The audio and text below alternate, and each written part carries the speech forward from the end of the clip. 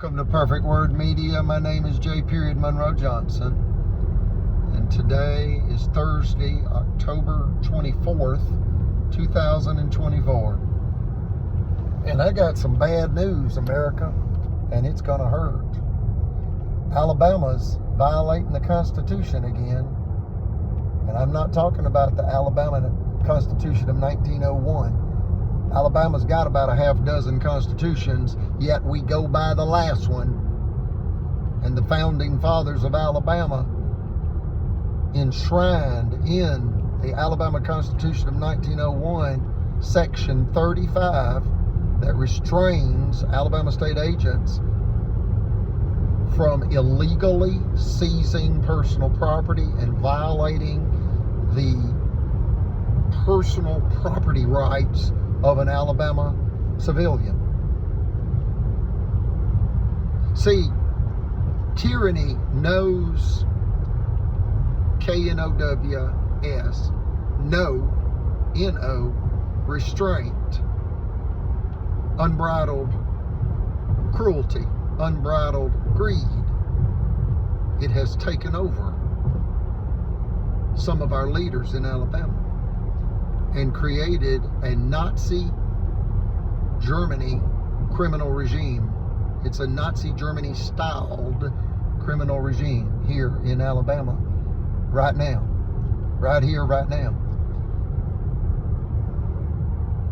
Alabama Supreme Court case number 1051726, Federal Credit Inc. versus Greg Fuller, details the Alabama KKK kleptocracy's attempt to illegally seize private property. Yet the Supreme Court of Alabama stopped Alabama from using firearms. Yes.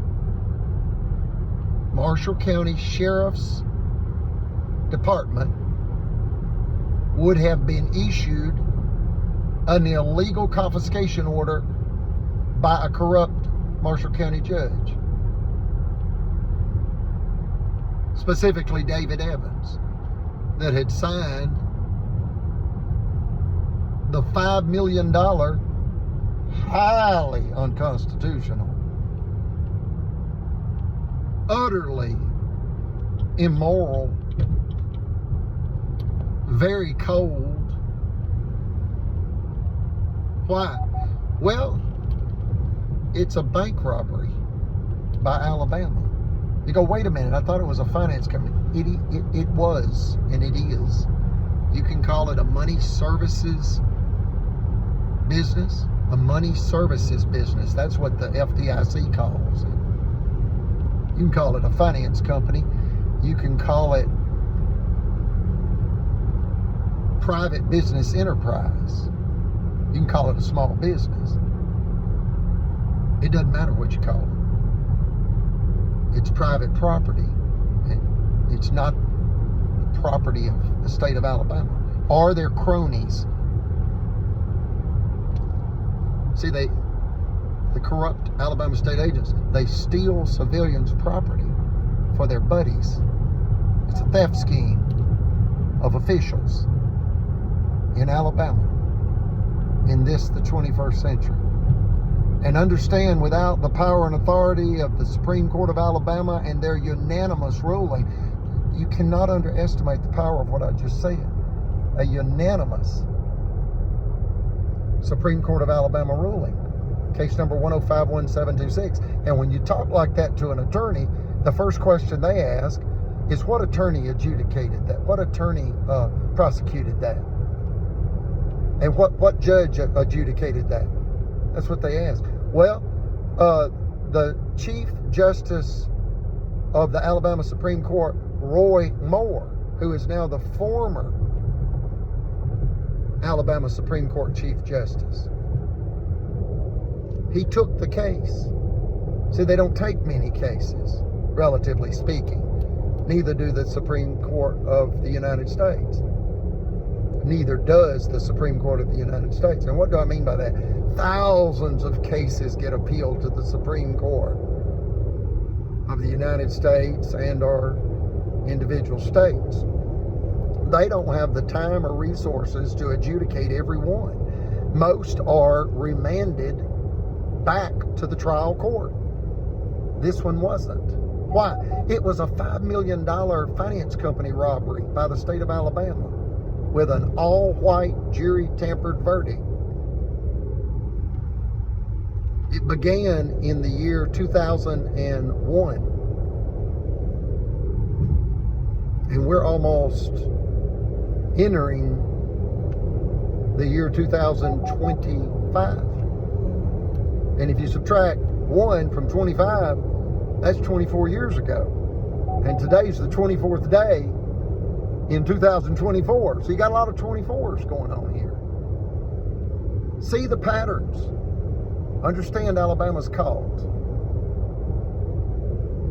And they're caught robbing a bank, a privately owned finance company. See, some people say, well, that's a bank. Why? Well, you were financing cars. You were loaning money. When you've got well over $1 million of accounts receivables on the books, you're considered a bank by the common folk. Now again, you can call it a finance company, but regardless, Alabama got caught robbing a finance company, and then they returned these corrupt officials in Marshall County and Montgomery County. This involves the governor, Kay Ivey. This involves the Attorney General, Steve Marshall. This involves 5 judges in Alabama that are corrupt, that committed perjury, obstruction of justice, civil rights violations, constitutional violations, both federal and state crimes. It's bank fraud. You want to keep it simple? It's one word. One word. Bank fraud. You go, wait a minute, that's 2. No, you put a hyphen between the 2 words. Make it one word. Keep it real simple. It's bank fraud. What's confusing is it's bank fraud by Bama. You go, wait a minute, I thought it was Alabama. Yeah, okay, call it Alabama. Doesn't matter what you call this. It's crime. It's violent crime. That's what it is. And we ask that you reach out to your federal friends. That's your representatives in Congress. That's your senators.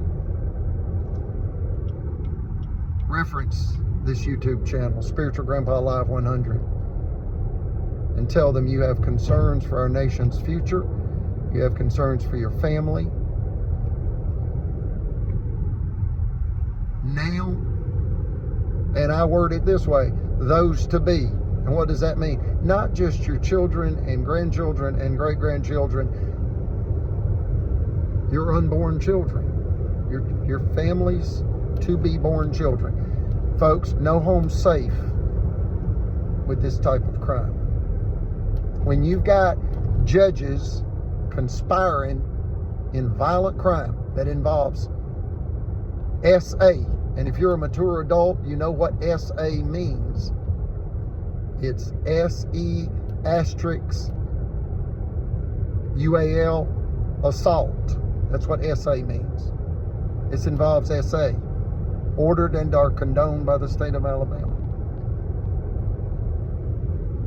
in a theft and revenge, $1 million plus bank fraud crime that follows a dozen other attacks in this bank fraud scheme by high-level Alabama state agents. And again, Governor Kay Ivey intentionally disregarded Brother Chappell's pleas for help, and within 90 days of his certified letter to Governor Kay Ivey, they had ended his life.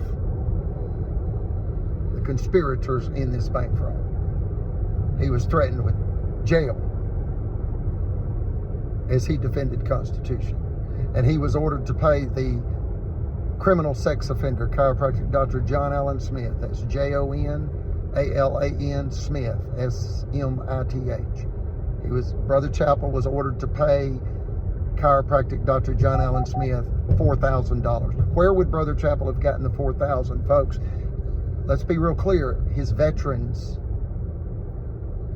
disability check. He entered World War II at age 17 voluntarily. He told me he didn't expect to come home. I said, what, you expected to die? He said, it was a world war. We didn't expect it to ever end in our lifetime. It was much bigger than World War I. This was a real world war. Historians speak like that now. That technically World War I involved a few countries, and in essence World War II involved every country, directly and or indirectly in combat. So understand, they have stressed to death a World War II veteran, and we're going to close this out now. God save the United States.